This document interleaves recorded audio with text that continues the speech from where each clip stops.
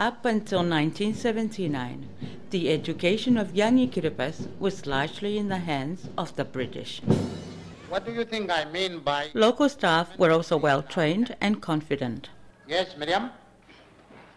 Sir, the answer to your question is shown on the blackboard in numbers 2, 3, and 4. The general standard of spoken English was also comparatively high, and students performed well in tertiary institutions overseas. What's your mother's name?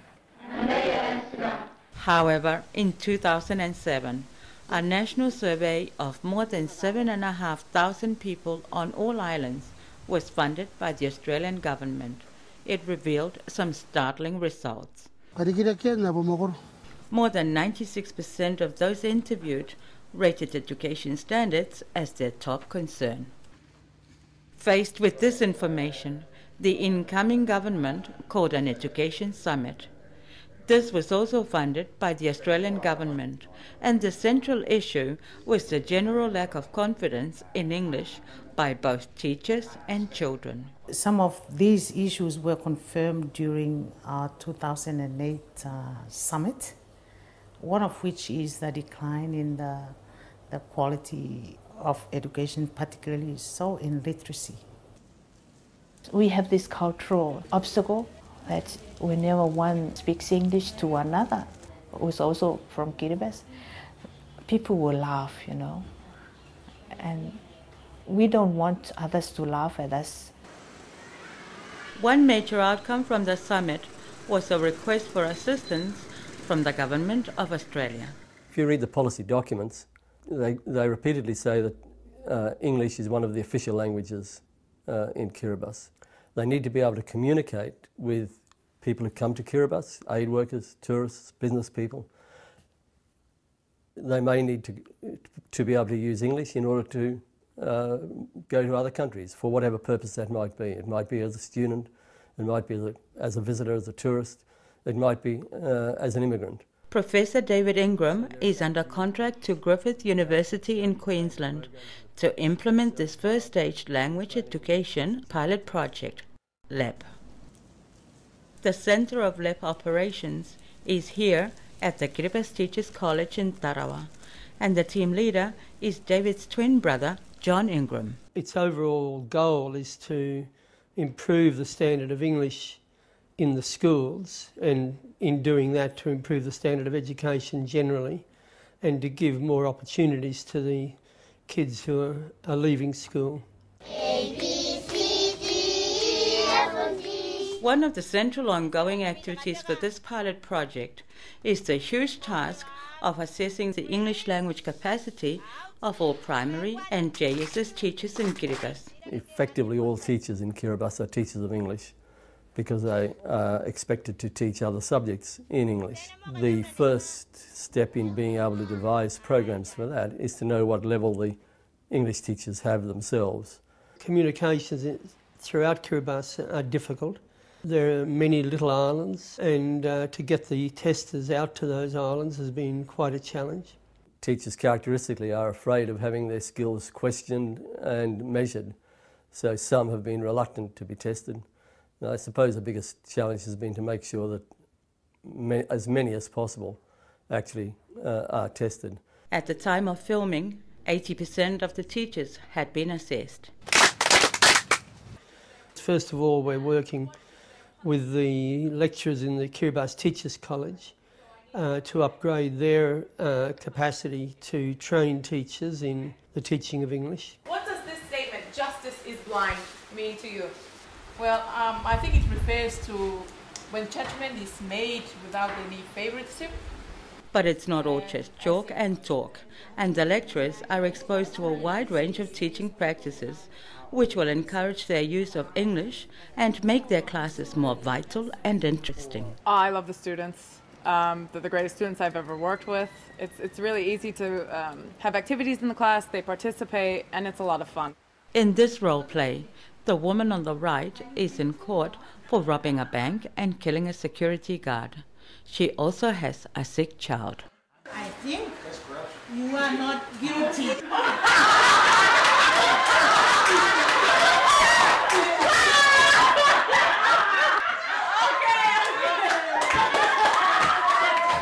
a great sense of humor, a really wild sense of humor, I think, and I really like that in the classroom. Using English or speaking English has become a natural thing for most of the lecturers.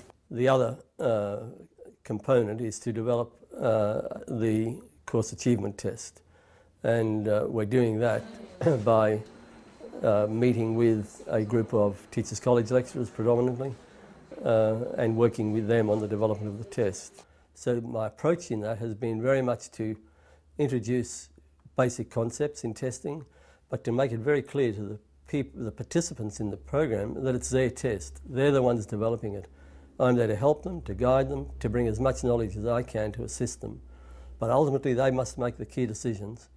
Good morning to you. Such a test will also serve as a future model in measuring the proficiency in English throughout all the classrooms of Kiribati. But the real test for KTC staff is when they are faced with a group of Kiribati students or teachers. 2 groups of 60 teachers each have come to KTC for in-service training and professional development. We've been team teaching with the KTC lecturers, both in training them in TESOL and to upgrade their English language. They met, and then the man was trying to get hold of that woman. I'll be able to use English as the main medium of instruction right throughout my delivery of my lessons, because maybe there's this notion with us that students aren't able to understand when we're delivering our lessons, so we revert back to Kiribati. Throughout this course, we found out that when we were using English, like they've been bombarded with English all throughout, they really could respond. And that's one thing that I think we've really acquired from this program. What about if it's very long, more than 4 lines, or whole paragraphs? What's the important thing that you have to do? Along with the co-teaching support, there is also a constant process of monitoring and evaluation. We're also conducting tests both before and after those courses so as to evaluate what proficiency change there may be. I have seen a lot of my lecturers who have been involved.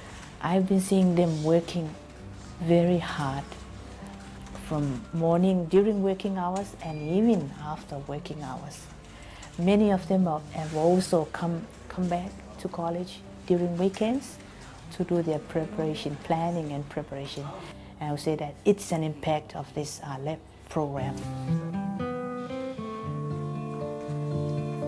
I'd have to say we're very pleased with the response, particularly pleased with the in-service teachers who have been in the college in the last 13 weeks. They've been really great.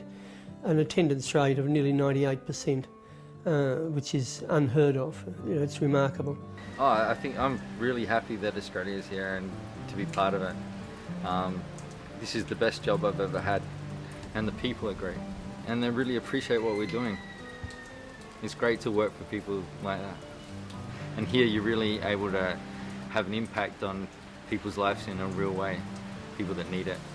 The teachers will go out, and after going through the course, they will do a much better job now. And so the students of Kiribati will benefit. We're very grateful for such a partnership, especially when we're given, a chance to state exactly what we want and the flexibility in the partnership. Stand up. I see you, and face your partner. I see, stand up, Colin. So I'd have to say I think the Australian approach to development is a very appropriate one. It's too easy to come into countries and tell people what to do. Kiribati faces some enormous challenges in the future, climate change being probably the biggest single one, and the impact that will have on the people. And the partnership with Australia and with other countries like New Zealand that understand the Pacific is really vital, I think, to the future of the Kiribati people.